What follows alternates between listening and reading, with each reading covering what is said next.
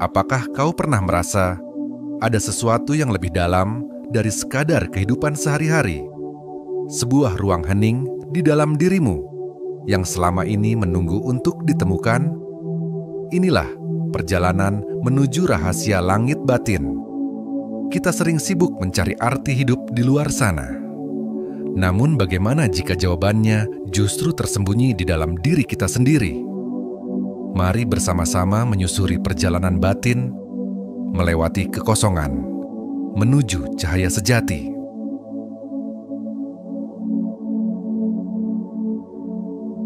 Pintu kekosongan. Ada saat dalam hidup ketika kita merasa kosong.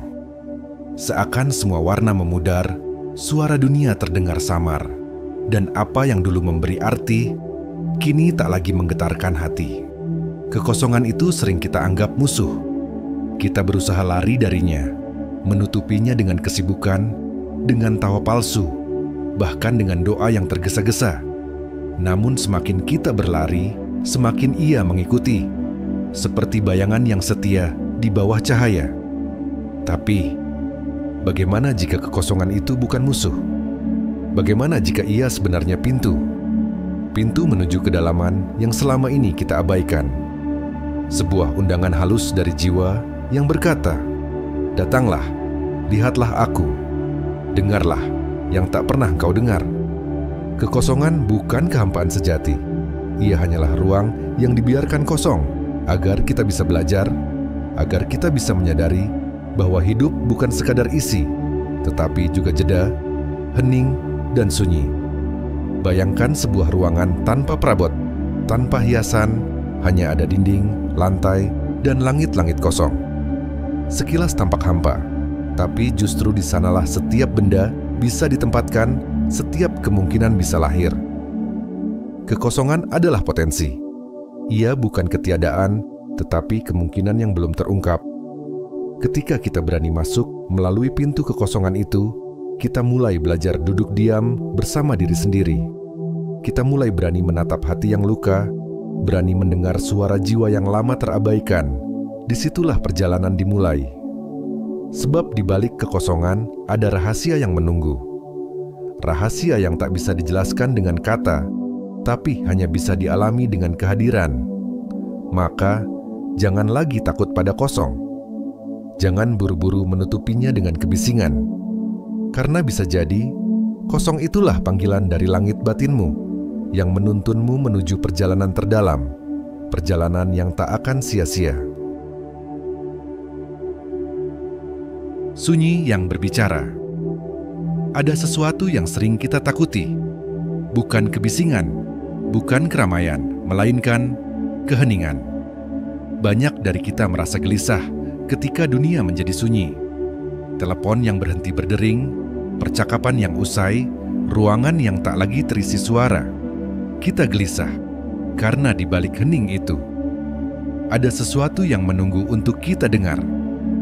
Padahal sunyi bukanlah ketiadaan. Sunyi adalah ruang yang penuh dengan pesan. Seperti bumi yang tenang menyimpan biji-biji kehidupan, seperti malam yang hening melahirkan bintang, sunyi selalu menyembunyikan sesuatu yang lebih dalam. Jika kita berani berhenti sejenak, berdiam dan mendengarkan, kita akan mulai mendengar suara halus itu. Suara yang bukan datang dari luar, tapi dari dalam batin.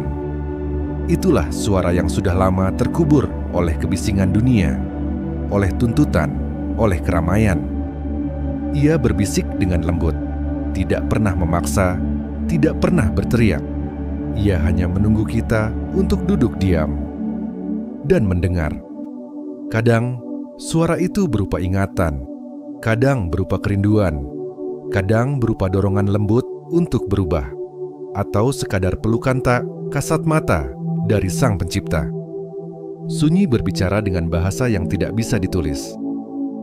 Bahasanya adalah getaran hati. Bahasanya adalah kedamaian yang sulit dijelaskan. Ia berbicara dengan cara yang membuat jiwa kita seolah berkata, "Aku baik-baik saja. Aku pulang." Mungkin inilah sebabnya orang-orang yang mencari kedamaian selalu kembali kepada sunyi. Para bijak, para pencari jalan. Mereka menemukan kekuatan bukan dalam keramaian, tapi dalam kesendirian yang penuh kesadaran. Maka, jangan lagi lari dari sunyi. Belajarlah duduk bersamanya. Dengarkan apa yang ia katakan. Sebab di balik hening, ada kebenaran yang hanya bisa ditemukan di sana. Sunyi bukan kosong. Sunyi adalah guru yang mengajarkan kita untuk benar-benar hadir, untuk benar-benar melihat, dan untuk benar-benar mendengar diri kita sendiri, dan juga bisikan dari langit batin. Nafas sebagai jalan. Setiap hari, tanpa sadar kita bernafas ribuan kali. Kita menarik udara, kita melepaskannya. Namun, jarang sekali kita benar-benar menyadari betapa nafas adalah anugerah, betapa nafas adalah jalan. Nafas bukan sekadar gerakan tubuh. Ia adalah jembatan yang menghubungkan dunia luar dan dunia dalam. Ketika kita menarik nafas, kita menerima kehidupan, menerima cahaya, menerima energi. Dan ketika kita melepaskan nafas, kita belajar merelakan, belajar menyerahkan, belajar ikhlas. Cobalah sesaat. Tarik nafas perlahan, rasakan udara masuk memenuhi dada, lalu hembuskan dengan lembut. Di sana ada pelajaran spiritual yang mendalam, bahwa hidup selalu bergerak antara menerima dan melepaskan. Setiap tarikan nafas adalah sebuah doa tanpa kata. Ia berkata, "Aku masih hidup, aku masih diberi kesempatan." Dan setiap hembusan nafas adalah sebuah penyerahan, sebuah pengakuan bahwa kita tidak memiliki segalanya, bahwa kita hanya bagian kecil dari semesta yang luas.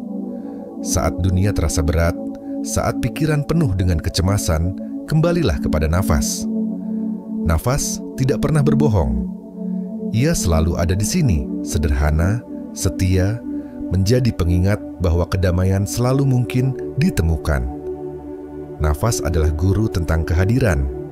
Ia tidak pernah tinggal di masa lalu, tidak juga menunggu masa depan. Ia hanya ada di detik ini, di saat ini. Dan ketika kita hadir bersama nafas, kita pun hadir bersama diri sendiri. Hadir bersama Sang Pencipta yang bersemayam di kedalaman batin. Bayangkan nafas sebagai cahaya yang masuk melalui tubuhmu, menyapu luka, membersihkan penat, lalu keluar sebagai ketenangan yang lembut. Setiap nafas yang disadari adalah langkah menuju langit batin yang semakin terang. Maka, jangan remehkan nafasmu. Ia bukan sekadar gerakan otomatis. Ia adalah doa. Ia adalah jalan. Ia adalah pintu masuk menuju kedalaman spiritualmu. Ketika engkau merasa tersesat, kembalilah ke nafas. Karena di setiap tarikan dan hembusan, kau akan menemukan bahwa Tuhan selalu dekat. Bahkan sedekat udara yang mengisi paru-parumu. Melihat tanpa mata. Kita terbiasa melihat dengan mata. Mata yang menangkap warna, bentuk, dan gerak. Namun seringkali mata kita justru membatasi. Ia hanya bisa melihat apa yang tampak, tapi tidak selalu mampu menangkap apa yang sejati. Ada saat ketika mata tak lagi cukup. Ketika yang kita cari bukan bentuk, melainkan makna. Bukan rupa, melainkan kebenaran yang lebih dalam. Disitulah kita belajar melihat tanpa mata.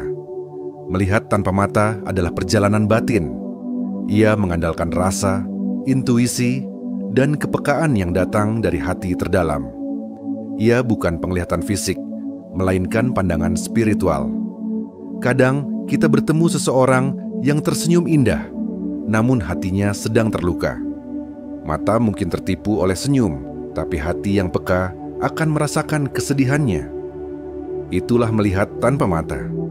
Kadang kita melangkah di jalan yang asing, dan tiba-tiba terasa seakan ada yang membimbing.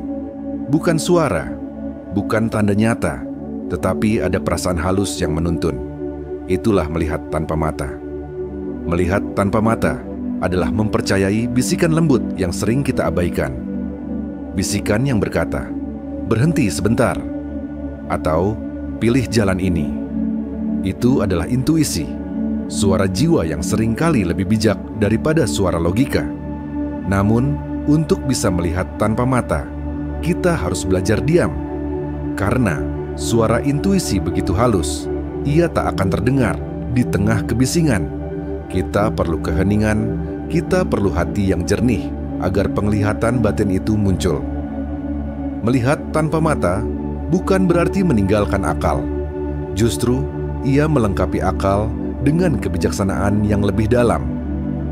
Mata melihat apa yang ada di luar, tetapi batin melihat apa yang ada di dalam. Dan ketika keduanya menyatu, kita menjadi manusia yang utuh.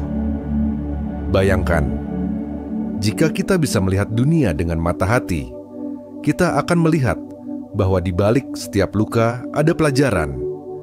Di balik setiap kehilangan ada keindahan yang tersembunyi. Dan di balik setiap pertemuan ada kehadiran ilahi yang menuntun perjalanan kita. Maka, belajarlah untuk melihat lebih dalam. Belajarlah melihat tanpa mata. Karena seringkali, yang paling nyata justru tidak bisa ditangkap oleh penglihatan, tetapi hanya bisa dirasakan oleh jiwa. Luka sebagai cahaya. Setiap manusia pernah terluka, entah oleh kata-kata, oleh kehilangan, atau oleh perjalanan hidup yang tidak sesuai harapan. Luka itu sering kita sembunyikan, kita tutup rapat agar tidak terlihat. Namun, tahukah engkau bahwa luka bukan hanya tanda kelemahan? Luka juga bisa menjadi cahaya. Ketika hati terluka, ia menjadi rapuh. Dan dalam kerapuhan itu, kita akhirnya belajar untuk bersandar. Bukan pada kekuatan kita sendiri, tetapi pada sesuatu yang lebih besar dari kita.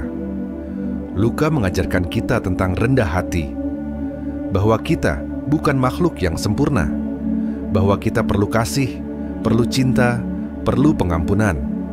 Tanpa luka, kita mungkin tidak pernah belajar betapa berharganya ketulusan dan pengertian. Bayangkan sebuah kaca yang retak. Cahaya yang masuk tidak lagi lurus, tapi membias, membentuk pola indah yang tak terduga. Demikian pula dengan hati yang terluka. Justru di sanalah cahaya bisa masuk dan keluar kembali dengan bentuk yang lebih indah. Luka adalah pintu untuk menyembuhkan, bukan hanya diri sendiri, tapi juga orang lain. Sebab ketika kita pernah terluka, kita lebih mampu memahami rasa sakit orang lain. Kita lebih peka, lebih lembut, lebih penuh belas kasih. Tidak ada luka yang sia-sia selama kita berani menatapnya dengan jujur. Luka bisa menjadi guru yang mengajarkan kita arti kesabaran, arti ikhlas, dan arti cinta sejati. Mungkin engkau bertanya, mengapa aku harus melalui semua ini? Mengapa aku harus merasakan sakit yang begitu dalam? Jawabannya tidak selalu bisa ditemukan dengan kata. Namun, satu hal pasti, luka adalah bagian dari perjalanan menuju cahaya. Ingatlah, bunga terindah sering tumbuh dari tanah yang retak. Pelangi muncul setelah hujan, dan jiwa yang bercahaya sering lahir dari hati yang pernah hancur, namun memilih untuk bangkit kembali. Maka, jangan benci pada lukamu. Peluklah ia dengan lembut, karena di sanalah ada rahasia cahaya. Cahaya yang akan menuntunmu menjadi jiwa yang lebih bijak, lebih hangat, dan lebih bercahaya. Menyatu dengan keheningan, ada satu ruang yang selalu tersedia untuk kita. Ruang yang tidak pernah menuntut, tidak pernah menilai, hanya ada keheningan. Keheningan bukan sekadar tidak adanya suara. Ia adalah kehadiran yang utuh. Di dalam keheningan, waktu seakan berhenti, pikiran perlahan mereda, dan hati mulai berbicara. Namun, banyak dari kita takut untuk menyelaminya. Karena dalam diam, kita bertemu dengan diri sendiri. Kita bertemu dengan luka, dengan rasa takut, dengan pertanyaan-pertanyaan yang lama kita hindari. Tetapi justru disitulah keheningan menjadi guru. Ia mengajarkan kita untuk berani melihat apa adanya. Tidak lagi menutup mata, tidak lagi berlari, tetapi menerima dengan lembut dan penuh kasih. Bayangkan dirimu duduk di tengah hutan yang sunyi. Tidak ada suara mesin, tidak ada percakapan, hanya detak jantungmu dan nafas yang teratur. Saat itu, engkau mulai menyadari sesuatu, bahwa keheningan bukan kosong, tetapi ruang yang dipenuhi kedamaian. Keheningan juga menghubungkan kita dengan semesta. Dalam diam, kita merasakan bahwa pohon, angin, bumi, dan langit semua bernafas dalam harmoni yang sama. Kita bukan terpisah dari mereka, kita adalah bagian dari mereka. Meditasi, doa, duduk diam, semuanya hanyalah cara untuk kembali pada keheningan itu. Bukan untuk lari dari dunia, tetapi untuk menemukan pusat, menemukan rumah batin yang selalu bisa kita datangi kapanpun. Ketika kita menyatu dengan keheningan, kita menemukan bahwa kedamaian sejati tidak tergantung pada keadaan luar. Ia bukan datang dari keramaian, pujian, atau harta. Ia muncul dari dalam, dari hati yang rela diam dan menyatu dengan sumber kehidupan. Maka, jangan takut pada hening. Peluklah ia, resapilah ia. Karena di dalam keheningan, engkau tidak pernah benar-benar sendiri. Engkau bersama dirimu sendiri, bersama semesta, dan bersama Sang Pencipta yang hadir dalam diam. Dialog dengan langit.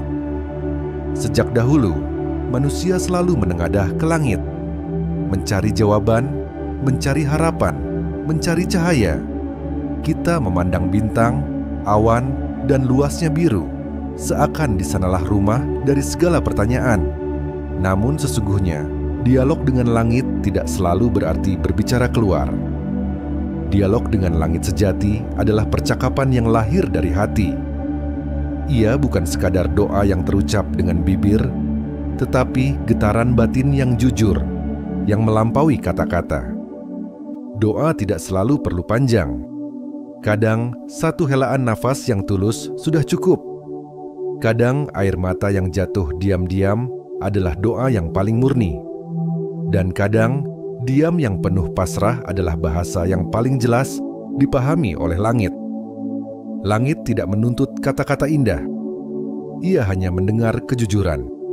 Ia mendengar ketulusan dari hati yang terbuka, dari jiwa yang mau menyerahkan diri apa adanya. Dialog dengan langit juga bukan hanya tentang meminta. Ia adalah percakapan dua arah. Kita menyampaikan isi hati dan kemudian kita belajar mendengar. Kadang jawaban datang dalam bentuk kedamaian yang tiba-tiba. Kadang lewat pertemuan yang tak terduga. Kadang dalam bisikan lembut yang muncul di tengah keheningan. Dan kadang jawaban itu bukan yang kita harapkan, tetapi justru yang paling kita butuhkan. Setiap kali engkau berbicara pada langit, ingatlah, engkau tidak pernah sendirian. Ada kekuatan yang mendengar, ada cinta yang menyelimuti, ada kebijaksanaan yang menuntun. Bayangkan ketika engkau menatap bintang malam. Mungkin engkau merasa kecil, namun justru disitulah rahasia terindah, bahwa meski kecil, engkau adalah bagian dari keagungan semesta. Dan langit selalu terbuka, selalu mendengar setiap bisikan jiwa. Maka, jangan ragu untuk berdialog dengan langit, tidak peduli dengan kata, dengan air mata, atau hanya dengan diam. Semuanya sah, semuanya sampai. Karena langit batin sejati bukan berada jauh di atas, melainkan ada di dalam dirimu sendiri. Menyusuri kekosongan. Banyak orang takut dengan kata kosong. Kosong sering dianggap hampa, sepi, tanpa arti. Namun, dalam perjalanan batin, kosong justru menjadi ruang yang penuh makna. Kekosongan adalah tempat di mana kita melepaskan beban. Di sana, tidak ada lagi topeng, tidak ada lagi peran yang harus dimainkan. Hanya ada diri kita, apa adanya, tanpa tambahan apapun. Menyusuri kekosongan bukan berarti kehilangan, tetapi belajar berani berdiri tanpa sandaran semu. belajar merasakan diri sendiri dengan jernih, belajar melihat hidup tanpa hiasan. Cobalah bayangkan sebuah gua yang gelap. Awalnya terasa menakutkan, tetapi ketika kita diam di dalamnya, mata perlahan terbiasa, dan kita mulai melihat cahaya kecil yang tersembunyi. Demikianlah kekosongan. Ia memberi ruang agar cahaya sejati dapat muncul. Dalam kekosongan, kita belajar melepaskan apa yang tidak penting. Ambisi, kesombongan, bahkan rasa takut, semuanya perlahan larut. Yang tersisa hanyalah inti dari diri kita, jiwa yang murni, yang tidak bisa diganggu oleh dunia luar. Kosong juga adalah tempat kreativitas lahir. Sama seperti kanvas putih yang tampak kosong namun justru penuh kemungkinan. Dari kosong, kita bisa menciptakan, kita bisa menemukan arah baru, kita bisa mendengar suara Tuhan lebih jelas. Menyusuri kekosongan berarti percaya bahwa kehilangan bukan akhir, bahwa kehampaan bisa menjadi awal dari sesuatu yang baru, bahwa di dalam ruang yang sepi, benih kehidupan sedang tumbuh diam-diam. Mungkin itu sebabnya para pencari kebenaran selalu kembali pada kosong. Mereka berpuasa, berdiam, melepaskan. Karena di balik kosong ada kepenuhan yang tak terlukiskan. Maka, jangan takut menyusuri kekosongan. Jangan lari dari rasa hampa yang muncul. Peluklah ia, berjalanlah perlahan di dalamnya. Karena justru di sanalah engkau akan menemukan inti dari langit batin. Bahwa kosong bukanlah ketiadaan, melainkan ruang bagi segala kemungkinan yang suci. Cahaya yang muncul dari dalam. Seringkali kita mencari cahaya di luar diri. Kita berharap pada pujian, perhatian, dan penghargaan. Kita menunggu seseorang atau sesuatu untuk membuat hidup kita bersinar. Namun, cahaya sejati tidak datang dari luar. Ia lahir dari dalam. Cahaya batin tidak bergantung pada keadaan. Ia tetap ada, meski dunia di sekitar terasa gelap. Ia tetap menyala, meski luka dan kecewa pernah melintasi hati kita. Cahaya itu muncul ketika kita berani menerima diri sendiri dengan segala kekurangan dan kelebihan. Ia muncul ketika kita berhenti berusaha menjadi orang lain dan mulai berdamai dengan siapa kita sebenarnya. Bayangkan sebuah lilin kecil yang menyala di tengah ruangan gelap. Meski kecil, ia tetap mampu memberi terang. Demikianlah cahaya batin. Tidak perlu besar, cukup tulus, dan ia akan menyinari perjalanan kita, bahkan juga orang-orang di sekitar kita. Cahaya dalam diri juga lahir dari kasih. Setiap kali kita memilih untuk memaafkan, setiap kali kita memilih untuk menolong, setiap kali kita memilih untuk mencintai tanpa syarat, cahaya itu tumbuh semakin terang. Dan yang indah adalah, semakin kita berbagi cahaya, semakin cahaya itu bertambah, bukan berkurang. Karena cahaya bukan seperti harta yang habis jika dibagi. Ia adalah energi yang semakin kuat setiap kali kita menyalakannya dalam hati orang lain. Namun, untuk menemukan cahaya ini, kita harus berani masuk ke dalam keheningan. Kita harus berani melihat sisi gelap kita dan tidak lari darinya. Karena justru di dalam kegelapan, cahaya itu bisa ditemukan. Mungkin engkau merasa lemah. Mungkin engkau merasa tidak berarti. Tetapi, percayalah, di dalam dirimu ada cahaya yang tidak bisa padam. Cahaya yang berasal dari Sang Pencipta, yang sejak awal sudah dititipkan kepadamu.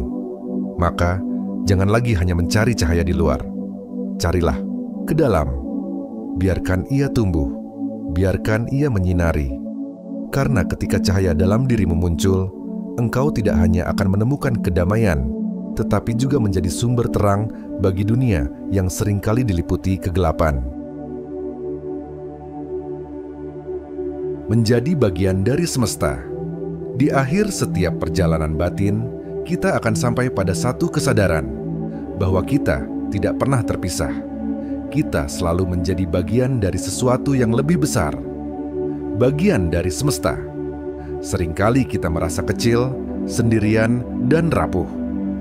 Namun ketika hati mulai tenang, kita menyadari bahwa nafas yang kita hirup adalah nafas yang sama dengan pohon yang memberi oksigen. Bahwa air yang kita minum pernah menjadi hujan, sungai, bahkan lautan. Bahwa tubuh kita dibangun dari tanah yang sama yang melahirkan bunga, rumput, dan bintang. Kita bukan terpisah dari semesta. Kita adalah semesta yang mengambil bentuk manusia. Menjadi bagian dari semesta berarti menyadari bahwa setiap tindakan kita bergetar jauh. Senyum yang kita berikan bisa menjadi cahaya bagi orang lain. Kebaikan kecil yang kita lakukan bisa menjelma harapan di hati yang hampir padam. Bahkan, doa yang kita panjatkan dalam diam ikut mengalir ke sungai energi semesta, menciptakan harmoni yang tak terlihat. Dan ketika kita benar-benar memahami ini, ego perlahan larut. Kita tidak lagi merasa lebih tinggi atau lebih rendah, karena semua adalah satu. Bumi, langit, manusia, hewan, tumbuhan, semuanya menari dalam irama yang sama, irama kehidupan yang abadi. Bayangkan dirimu berdiri di bawah langit malam. Bintang-bintang berkilau, luas tanpa batas. Mungkin engkau merasa kecil, namun ketahuilah, cahaya bintang itu juga ada dalam dirimu. Engkau bukan penonton dari semesta, engkau adalah bagian darinya. Menjadi bagian dari semesta adalah kembali pada cinta yang universal. Cinta yang tidak memandang siapa, tidak menilai apa. Cinta yang sekadar memberi, seperti matahari yang selalu bersinar, seperti bumi yang selalu menopang, seperti langit yang selalu menaungi. Inilah puncak perjalanan batin. Menyadari bahwa rahasia langit batin bukan hanya tentang menemukan diri sendiri, tetapi juga tentang menyadari kesatuan dengan seluruh kehidupan. Engkau adalah setitik debu, namun juga bagian dari keabadian. Engkau adalah manusia yang fana, namun juga jiwa yang tak pernah binasa. Dan dalam kesadaran itu, engkau menemukan kedamaian yang sejati.